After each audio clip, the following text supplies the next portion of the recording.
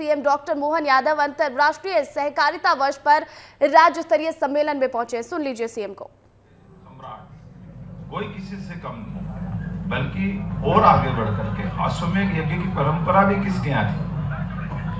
अश्वमेध की परंपरा भी हमारे यहाँ है, लेकिन अश्वमेध का घोड़ा घूमकर आने के बाद भी हमने किसी भी देश की ऑटोनॉमी को खत्म नहीं किया, उसका स्वावलंबन जिंदा रखा, उसको उस भाव से लिया जिसके लिए हम अपने छोटे से छोटे कार्यक्रम में हर बार इस चीज को उल्लेखित करते हैं। सच्चे अर्थों में अगर कहा जाए तो ये यूनाइटेड नेशन का अगर कोई पूरा पालन करने वाला कोई देश है तो सच्चे अर्थों में भारत है। भारत का पालन कर लो अपने आप। भारत की संस्कृति, भारत की जीवनचर्या, भारत की दिनचर्या, भारतीय गांव की स्वावलंबन पद्धति उस सब में आ जाएगा। इसलिए हम कदम कदम पे क्या क्या कहते दिखते हैं, सर्वे भवन्तु सुखिनः, सर्वे सन्तु निरामया। इसका मतलब ये सहकार का ही तो अर्थ है, इसके अलावा कहाँ है?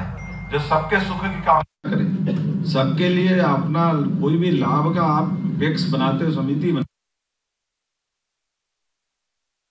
देना है क्या? आप लाभ में सबको सहकारी के मतलब सबको सहकार देना चाहते हो ना, सबको जोड़ना चाहते हो। और ये एक नहीं, ऐसी कई सारी बातें, बहुजन हिताय बहुजन सुखाय, ये जो बात कहते हो वो भी क्या है?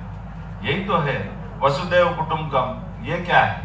यही तो है जो हम अपने छोटे से छोटे गांव में और उस गांव की छोटी इकाई को भी वेद वाक्य की दृष्टि से अगर कहोगे तो इसमें हम बहुत और बड़ी बात करते, जो देशों की सीमा से उठ करके, विश्व के सभी देशों की सीमा से उठ करके प्रकृति के साथ जोड़ने की बात करते। जत पिंडे तत् ब्रह्मांडे, जैसा पिंड है वही ब्रह्मांड है। ये वहां तक जोड़ के बात करते हैं, लेकिन वो अभी थोड़ी बाहर ज्यादा हो जाएगी।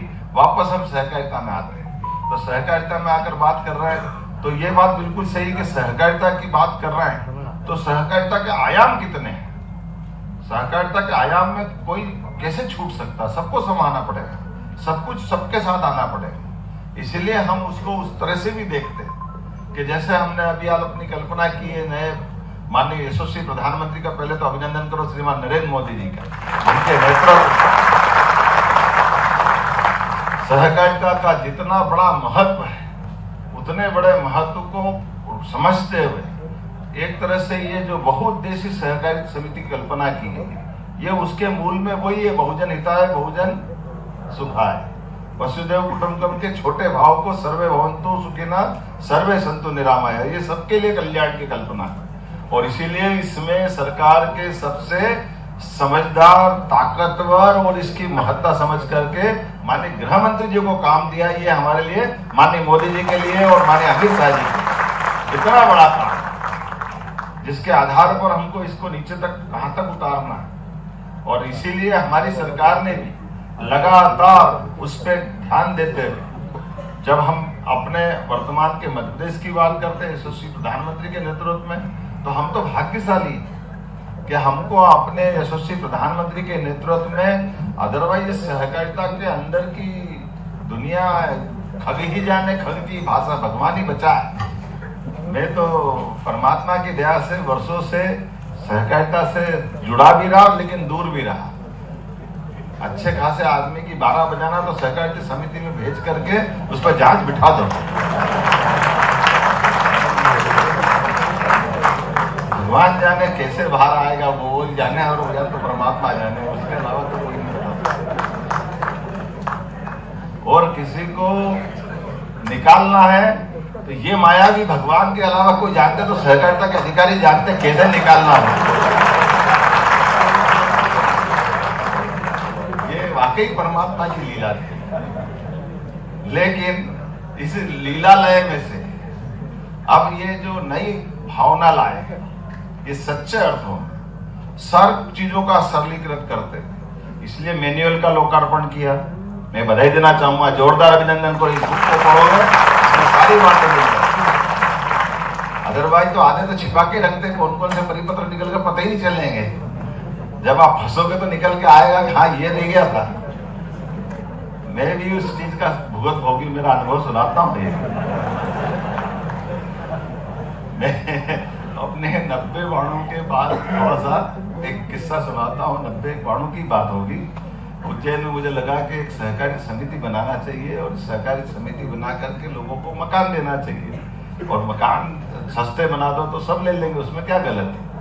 अब हमने अपने स्तर पे सारी पंचायती करने के बाद वो प्रस्ताव बना, उनके कंप्लीट करके लेकर के आए। उस समय वल्लभ भवन में वो प्रस्ताव पहुंचा और पहले तो नीचे से ही बोलते रहे लोग कि भाई ये आपकी हाउसिंग सोसाइटी रजिस्ट्रेशन बंद है। तो हमने सोसाइटी रजिस्ट्रेशन क्यों बंद है भाई? सोसाइटी अगर हाउसिंग बन रही है तो सोसाइटी बोले नहीं ये बंद है।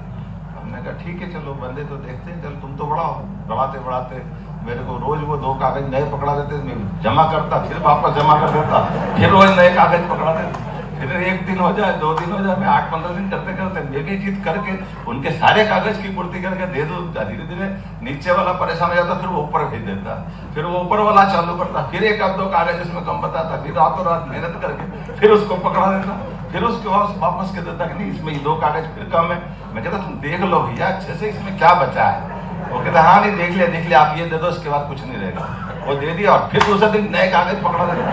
मुझे तो पल्ले ही नहीं पड़ा। ये करते करते मैं भोपाल तक आ गया। भोपाल में जब मैं आया, भोपाल में वल्लभ भवन में शायद शारदा करके कोई अधिकारी थे, कोई थे शारदा, भगवान जाने शारदा थे, और वो वहां तक मैं पहुंच गया अपने प्रस्ताव लेते और उसके बाद भी वही हाल। जब उनने इतने सारे नीचे से पापड़ बिलवा लिए, फिर हमने प्रस्ताव लिया बहुत अच्छा है कुछ नहीं। मैंने कहा देख लो साहब इसमें कोई कागज कमी हो तो, बोला नहीं सब बढ़िया। और दूसरे दिन फिर 4 चिट्ठी पकड़ा दी कि ये 3-4 बिंदु फिर कम पड़ गए। फिर मैंने कहा चलो कोई बात नहीं, सारी पूर्ति करने के बाद फिर उनको ला के देख लो साहब अब इसमें कुछ तो जरूरत नहीं है। बोले नहीं अब कुछ नहीं जरूरत है देखना। फिर घर नहीं पहुंचा, उसके बाद फिर एक चिट्ठी आ गई, बोले फिर इसमें कमी है। फिर मेरे का ये क्या नाटक है, कैसी सहकारिता चलती है। फिर पता नहीं क्या हुआ, फिर उसकी पूर्ति कर दी। ये करते करते भी 6-8 महीने लग गए, मैं परेशान हो गया। हमारे संगठन मंत्री थे माननीय शालिग्राम जी तोमर, में उस समय विद्यार्थी परिषद कार्यकर्ता।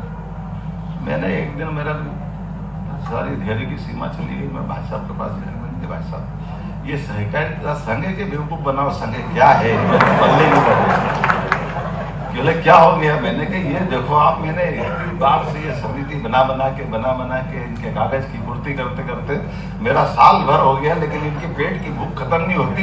फिर कागज आखिर ये हो क्या गया। समिति को पूरे पावर, इस भाव के आधार पर जो सहकारिता का आंदोलन चल रहा है, मैं बधाई देना चाहूँगा आज के अवसर पर जब हम सब इसमें शामिल हुए, और धीरे धीरे करके ये प्रदेश भर में मूवमेंट बहुत बड़ा बनेगा। मेरी अपनी ओर से शुभकामनाएं। आज मैं जा रहा हूँ, या तो तुम बोल लो भैया, हम तो बुला लो। इतनी बड़ी विधानसभा में सब बात आई है और जवाब भी दिए हैं। हम किसानों के साथ जीवन भर, किसानों को हमने जैसे सहकारिता की बात कर रहे हैं, ये सरकार किसान आधारित सरकार है। मैं स्वयं किसान पुत्र हूँ, इसलिए हम हर हालत में राज्य का विकास भी चाहेंगे और किसानों की ज़िंदगी बेहतर से बेहतर हो, उनको बराबर इसमें लाना चाहेंगे। बहुत धन्यवाद।